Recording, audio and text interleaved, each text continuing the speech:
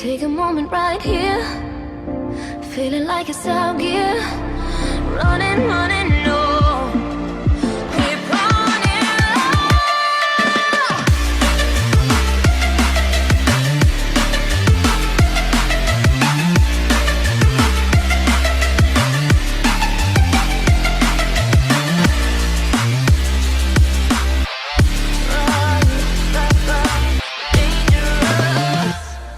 What is up, One Piece fans? Manga chapter 928 of One Piece drop.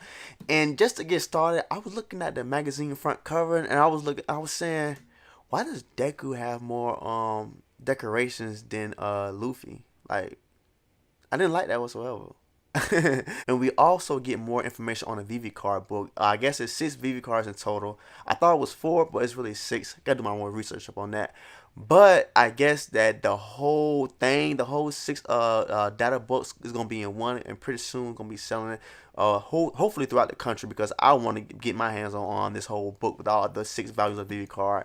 I'm gonna look forward to that. I'm doing more research on that because I wanted to get the whole book. I'll keep you guys posted about that. But let's talk about the front cover page of this chapter. We got Frankie acting like a superhero. So if you look closely, you have not children, real children, you have mink children. You know, like this whole thing is surrounded around minks. Like the rabbit look like a mink and he got a cricket sword. And then you got the kids who doing the same thing, you know, super that Frankie does. Kind of funny, comical, but you know, this is Frankie. This is a real Frankie. Frankie liked to show off. He liked to put it on the show for other people. And then you see in the background, he took out the stubbornness of the person, the leader of the person, like the rabbit. But let's get into the chapter. So we picked up where we left off at when we was last in the prison factory.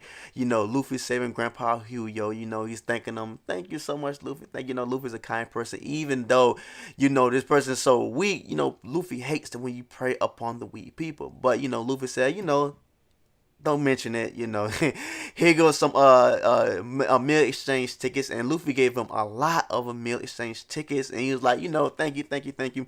And then we get a Raizo. He did a cage Buno Jutsu, like disappearing jutsu, and disappeared right then and there. And he had his own axe. At the hit on the mind, he had his own axe. You seen that? Oh my gosh! But if you look closely, you see it seems like, I don't know, but it seems like Luffy axe was coated in haki, looks like.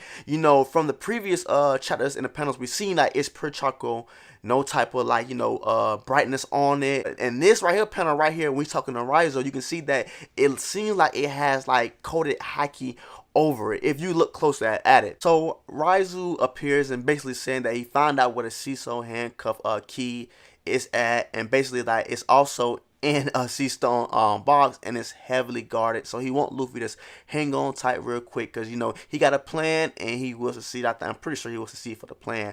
But one thing, I really want Grandpa Hio to come with them with the prison jailbreak. I really want to see more of him. Hopefully he's somewhat important character. I like Hugo because like his hair, on top of his head, is like a little fire. It's like a little fire. But so Rise will tell him just to keep calm. He got a plan.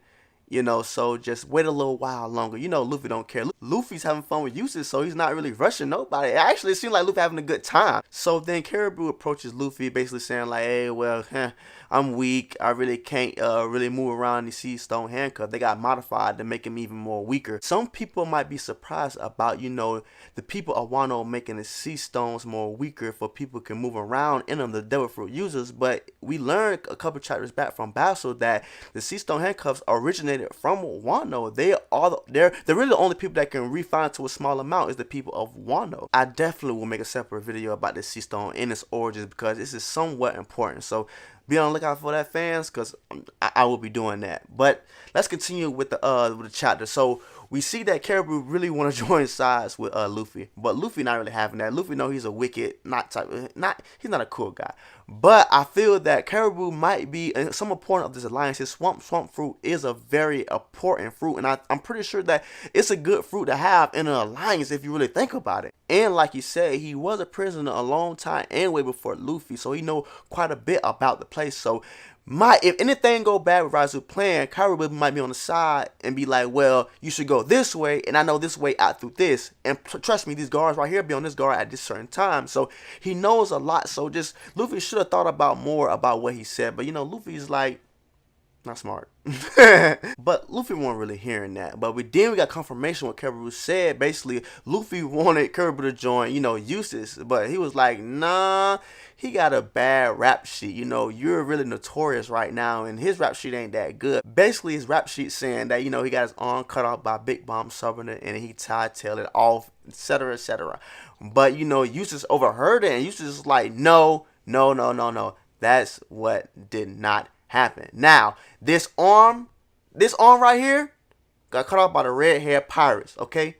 Way before I went to Big Mom territory. So it is stated and confirmed that Eustace fought the red-haired pirates way before he met the Big Mom pirates. Now, we don't know which pirate from the red-haired Shanks cut his arm off.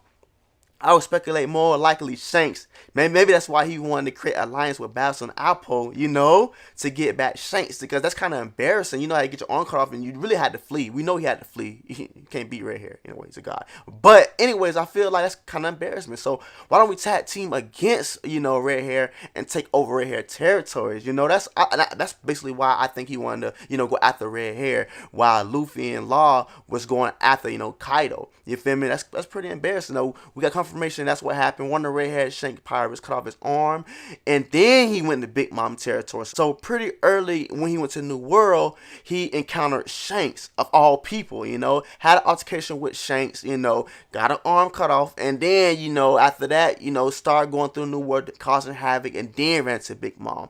And then he said that the reason why he went to Big Mom territory is because one of the commanders did something, injured one of his subordinates, so he went back and returned the favor. So I'm pretty sure that most likely one of the commanders on the ship, and he damaged the ship, and then he did what he did, and he left.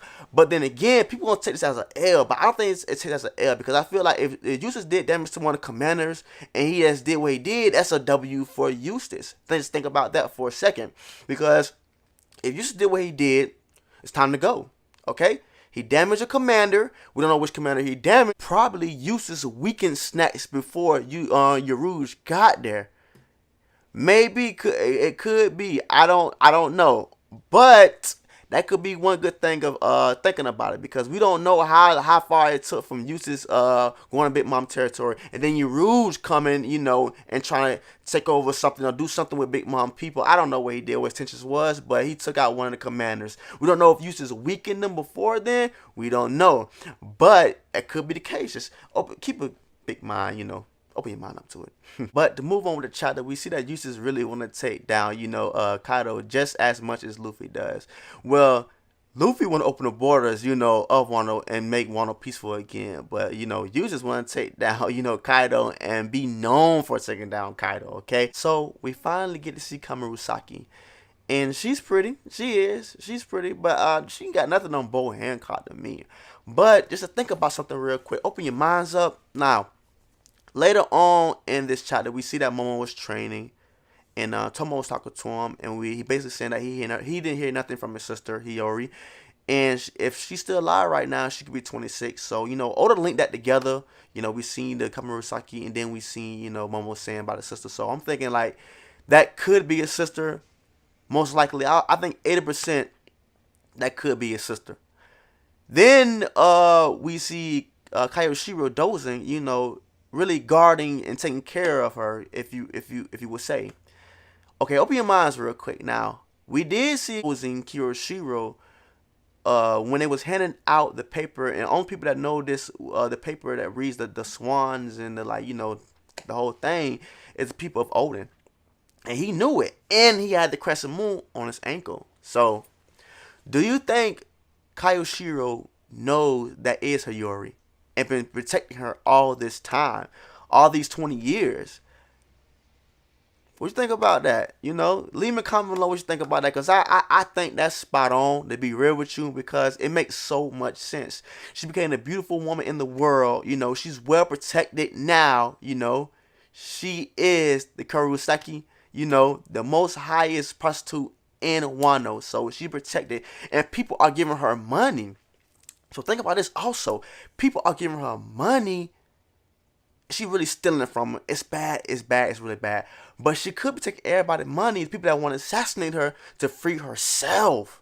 You know, that could be something also. What if she's taking everybody's money? You know, just the people are selling their houses, their family. What the old man said. You know, giving her money. It's bad that she took it and be like, oh, I spunked it all. Like, you an old geezer. Like, come on now. Like, she did the guy pretty bad. She finessed the dude. She finessed a few dudes that want to assassinate her. And we see that now. So just think about this for a quick second. Maybe she used them and their money to be free. Maybe she want to buy her own self out. You know, and you got Kamurasaki protecting her, making her the most beautiful woman in the world. He got a lot of influence now. I'm telling you right now, he works under Orochi, but was with Odin. I'm telling you right now, he got so much influence that he probably could make her a courtesan. You know, made her a courtesan, made her Kamurasaki. You know, I'm sorry about that, but I'm telling you right now, he has influence to do that. Okay, so think about that for a quick second. It makes perfect sense. I do feel sorry for the old people that was finessed by maybe Hiyori, maybe, but they kind of deserved it, and it was a stepping stone for them to make her get free, I feel like. But did you see the jete that Smoker used in one of these Wano people's hands? Did you catch that? You know, like I said, the people of the Wano, the craftsmen, can refine on the sea stone in such a small amount, you know. So I think that you will see more of these like stuff flushed out in Wano country. I feel like the more important stuff will be talked about. You know, Oda would make an emphasis on all this season stuff like he's been doing so far. We would get more information on that. All the stuff we've seen so far, you know, before the time skip, after the time skip, that, you know, a lot of stuff has to do with one of the more important stuff, like the poneglyphs, you know, the sea stone handcuffs. Like, oh my gosh, all this important stuff come from Wano. So Wano has a lot of legacy and a lot of importance in this One Piece verse. And I can't wait for Luffy to call his territory, because I feel like Luffy would know a lot about the world once he take over Wano.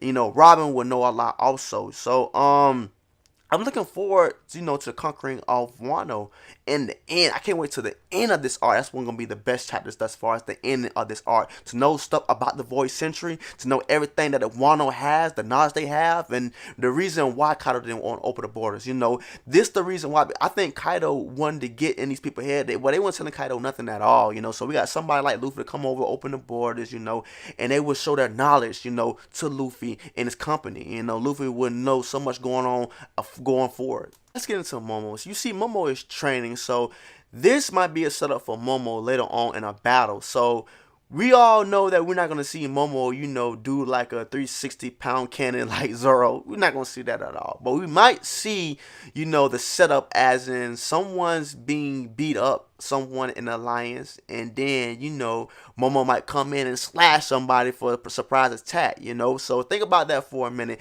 You know, Luffy might be doing all this crazy stuff, getting beat up, you know, for a surprise attack. Momo might come in and just slash him. You like, whoa!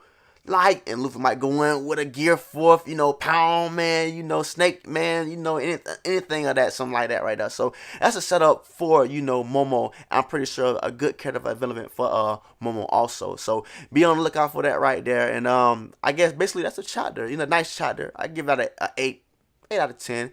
It's a decent chapter. I like it, you know. If Oda writes it, give him a 7.5, okay? Just give him all out the bat, 7.5, okay? Well, thanks for watching.